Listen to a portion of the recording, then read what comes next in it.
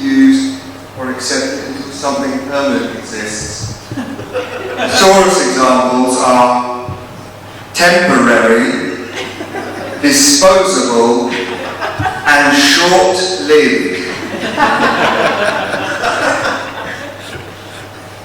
Just one quick thing, in reference to something Hannah brought up about creating art within a space or being inspired from a space that you're working in that has nothing to do with writing.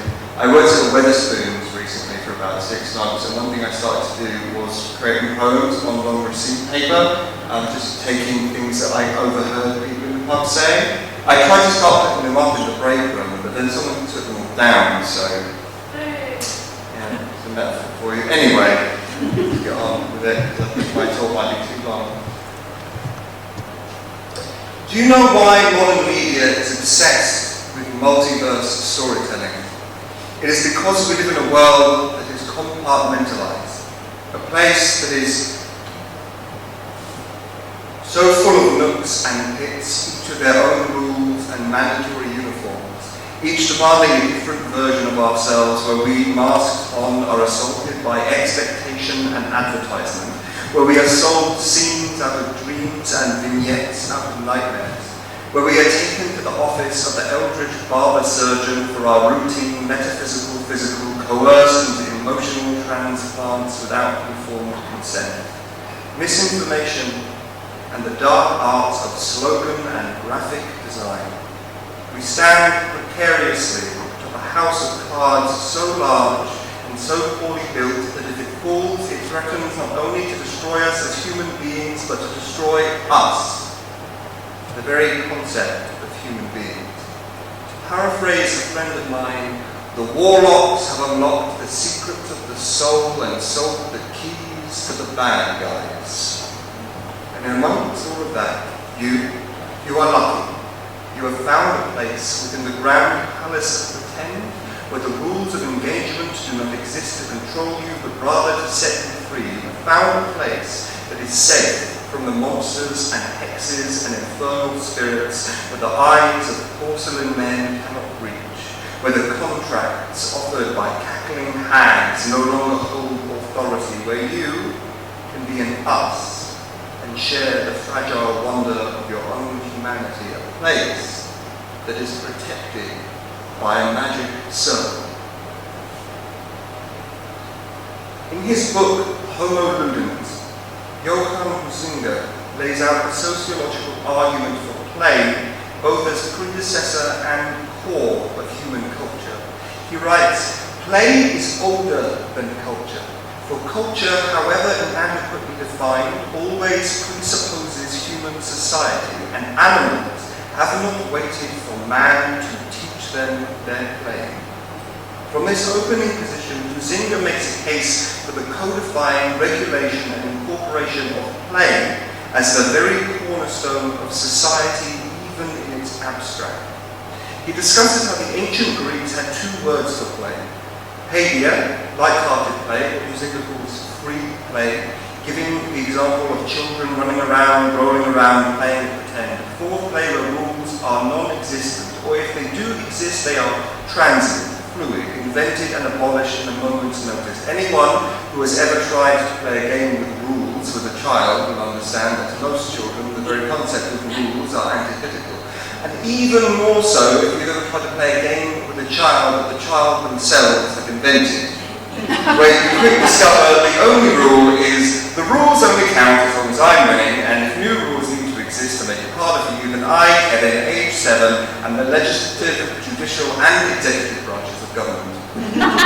In every child exists a tiny tyrant, and in every adult a tiny child. The second word in the Greeks was agon, which referred to sports or games, regimented play, a situation wherein adults have constructed some kind of artifice to better justify and codify their childlike antics. But you may wonder then, if rules themselves are not directly linked to the concept of play, then surely we have activities in which there are rules, but in which we are not at play. Then what is play itself? Huizinga lays out 5 attributes for play. He says play is free, it is in fact freedom. Because play is not ordinary or real life. Play is distinct from ordinary life, both as to locality and duration. Play creates order, is order. Play demands order, absolute and supreme. And 5, play is connected with no material interest and no profit can be gained from it. Football is a good example, both for adults codifying their play and for how modern capitalist society has basically taken a big dump using this 5th attribute, and our ability to enjoy even the freest elements of our own humanity. When people say freedom isn't free, they're actually right, but they're not actually, I don't think they're talking about the same thing we're talking about. But if they were, then they'd be right. It is Huizinga's work that inspired the sociological taxonomy of magic circles. Using football, it is more of a magic square, but the line around the pitch, the place where the game ends, the place that is both football and not football, is the magic circle, where one reality is shared and another is adopted. The one may stretch the theory even further. The seats and stands where cheer the crowd is itself another magic circle, where attitudes, behaviours, expectations and emotions are different, both from those on the pitch and those outside the stadium. Furthermore, every household, every sports bar, every pub with a TV and a car with a radio generates its own little magic circle, where those present for the celebration and consumption of the game exist temporarily within a reality that is both inside and outside the ordinary. The masculine denouement, where bricklayers are allowed to cry. Public property becomes public amusement, and the blood of soldiers is substituted with the sweat of people who are really good at kicking a ball. But do not be fooled. For those in the circle, this really is a war. And there you can see I've got a little diagram. I was really going to phone this presentation in, but then I decided to try at least a little bit. So, why have I brought any of this up, and what does this have to do with poetry? Well, firstly, because poetry is a form of play. A play on words, if you will. We use poetry to create mythology, to record history, to express emotions and to highlight events. We do it to connect with each other and often to connect with ourselves. It is a way to construct and strengthen community. It can even be used to defend that community or attack another. And all of this is achieved by playing with language. Be it spoken or written or physically expressed, the language is one thing, the poetry is another. It is only when we take a code and we play with it that we create poetry. This is why, in my opinion, the word poetry is often used when describing certain work in other mediums. We can discuss the poetry of dance, the poetics in prose, describe a piece of cinema as a film, a poem. A phrase I've heard used before, which I think encapsulates my point perfectly, is the descriptor poetic realism. Using this phrase when describing a story is admitting to the truth that poetry is a process first and a finished product second.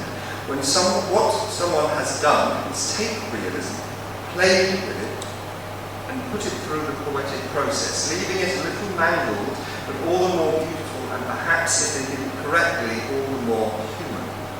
So if poetry is how we've chosen to play, then the magic circles we draw are constructed from the events and gatherings which host the poetry, most often curated performance nights, open mics, and slam. Yet, as important and as classic as these types of events are, in my humble opinion, I think we have room for, and a hunger for, some more dramatically designed magic circles. I'd argue that there is a saturation of open mic and slam, and within that a watering down of cultural identity as far as the magic of play is concerned. People do not go to football stadiums just to watch football. They go to watch their team in their colours, where they sing their songs and tell their history. People do not just go to church. They go to Our Lady of the Sacred Heart's Catholic Church. The man in the sacred cloak gives them the blood and the flesh of Christ. Yet we go to poetry events, to listen to poetry, and look at poets, and apparently are happy to be outdone by football fans and priests in the arena of magic, whimsy, and theatrical delight. Now, I'm not saying we should stop hosting or attending traditional poetry events. All I'm saying is that I believe there is space for something else, something more unreal, where through fantasy, aesthetics, and some good old-fashioned wizardry, we can create spaces that do not only protect existing cultures, but create new ones, where a community is not just held together by its people, but by its mythology. Places with magic circles so vibrant, proud, and ridiculous, they do not only keep out the authoritarian darkness, but leave it diminished by the sheer force of their wonder. We can defeat despair with magic.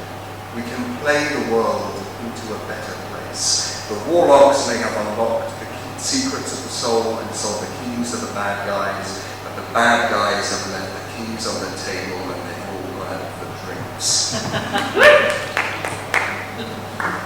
When I was at university in Fallon, me and a friend created and ran an event called Madame Moxie's Masquerade. The idea began as most ideas for events begin, with the desire to find an excuse to throw a party, whilst also engaging in a specific passion of yours that it would probably be uncouth to force upon people who actually expected to just go to a party.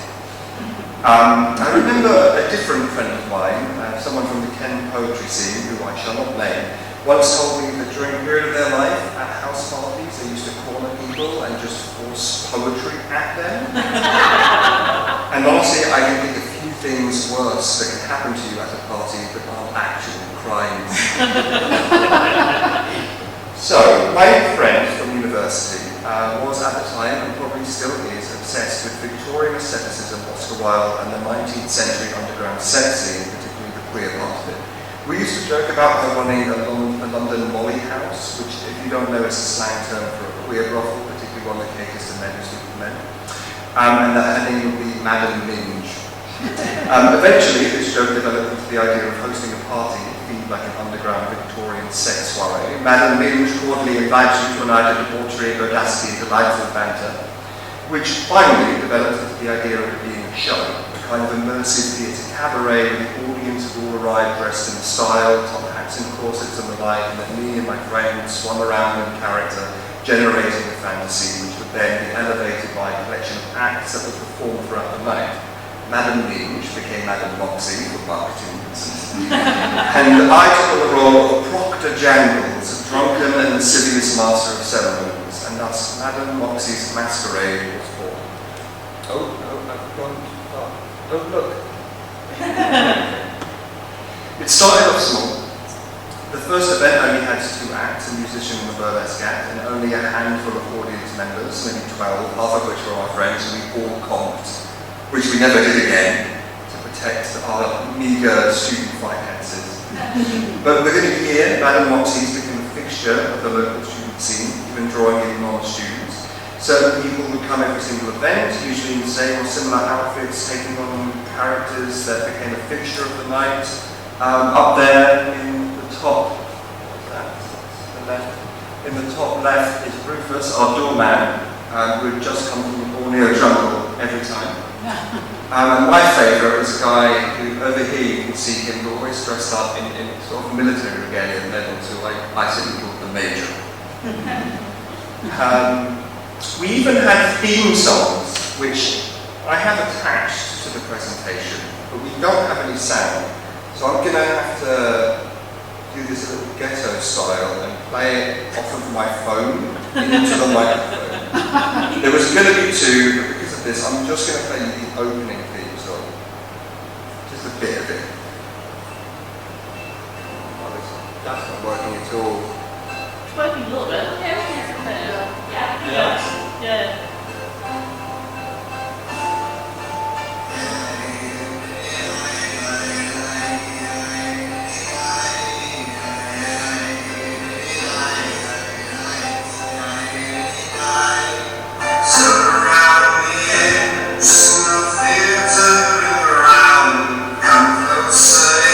Friends of the sailors and clowns in a long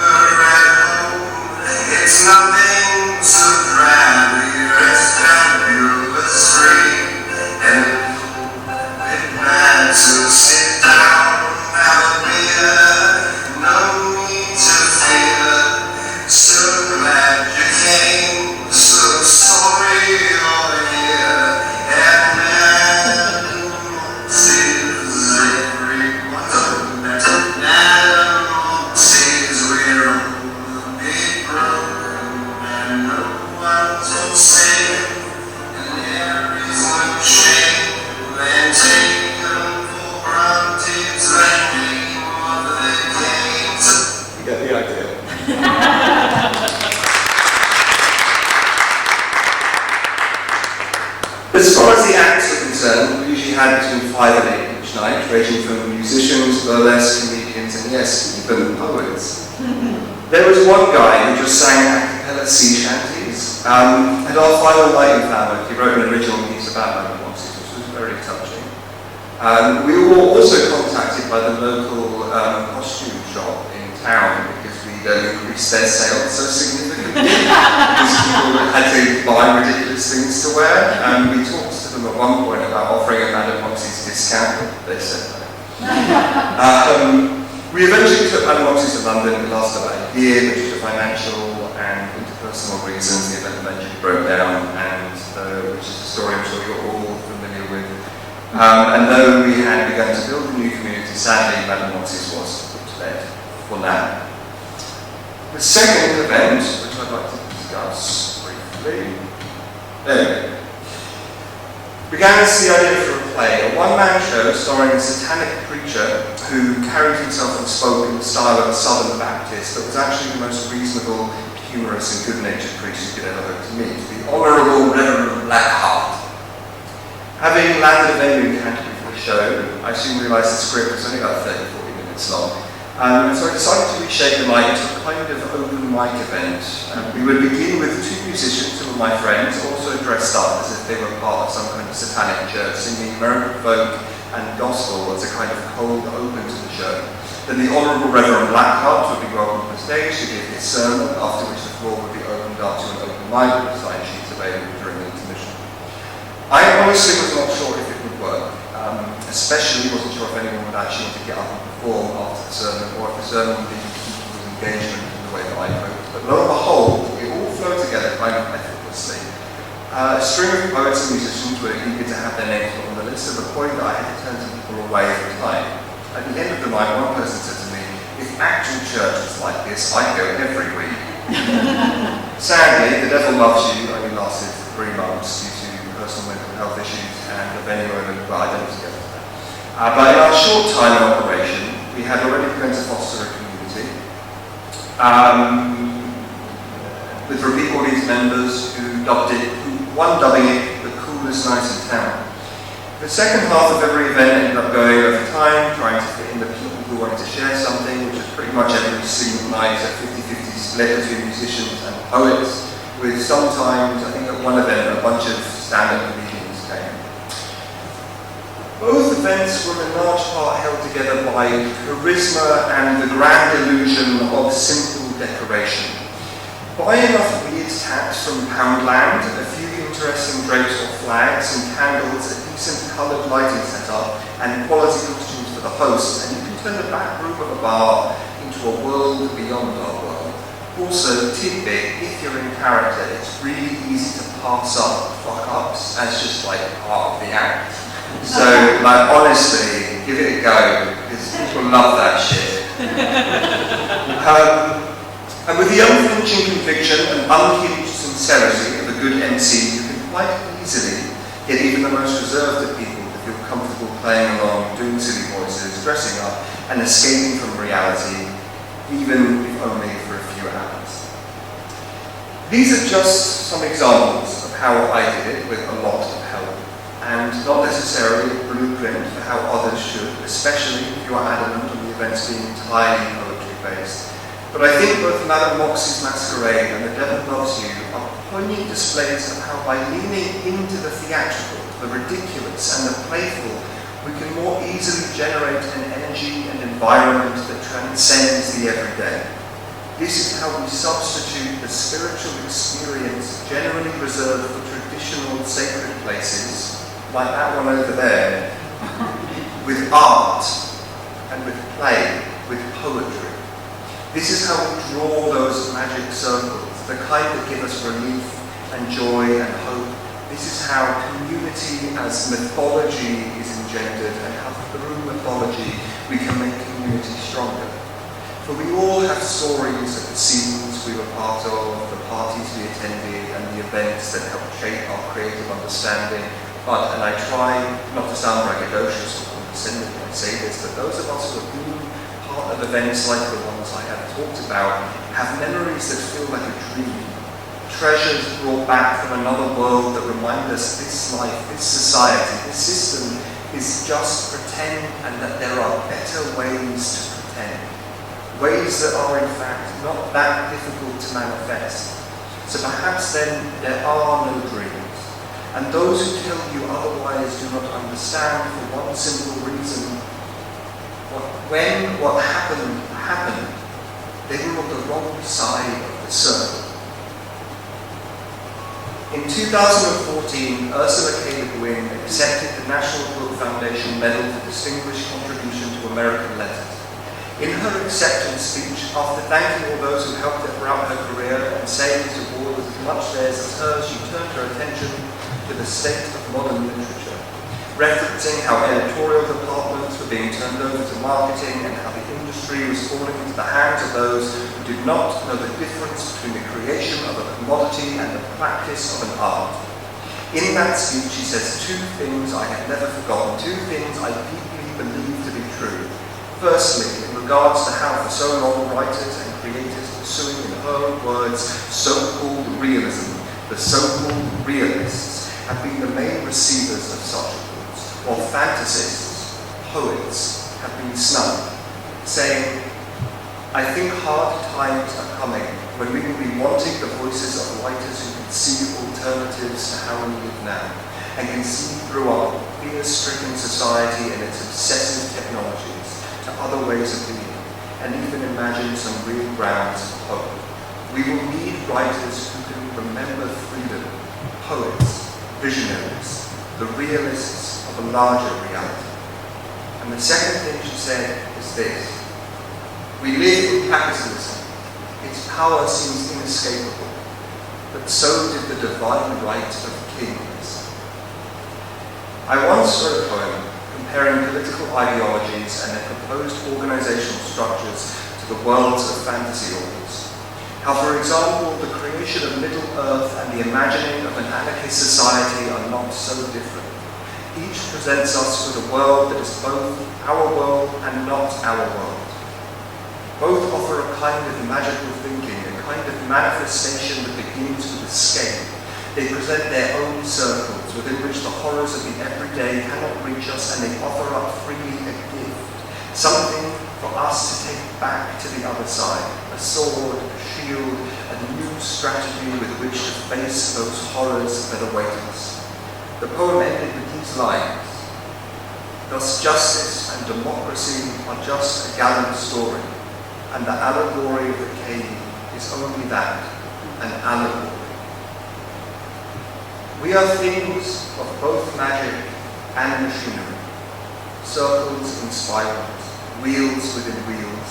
We need rules and we crave chaos. We create systems and we manifest mythologies. We elect representatives and we believe ourselves to be wizards, sometimes. And these things, they are not contradictions so much as they hold each other up. Two sides of that house of cards stood precariously on a stone, floating in a pool of primordial goo somewhere out in space. And we call that place home. Culture is that quirk of physics, keeping the cards upright via their weight upon each other. It is the tension that holds back the collapse. Since childhood, the only thing I've ever really wanted to be is a wizard. And as I've grown older, the only two magics I found to be both effective and positive most of the time are theatre and poetry. Combining them together has created some of the greatest joys, most meaningful friendships and serene freedoms I have ever experienced. But all I am really suggesting is that you give it a try. Do not let insecurity, marketability, or the cold hand of societal expectation stop you from drawing the most elaborate and ostentatious circles you can. Those hard times Ursula K. Le Guin was talking about are here, and it is poets we need more than ever, and more than ever those poets need to remember that their practice is not words, it is magic, it is play. Thank you.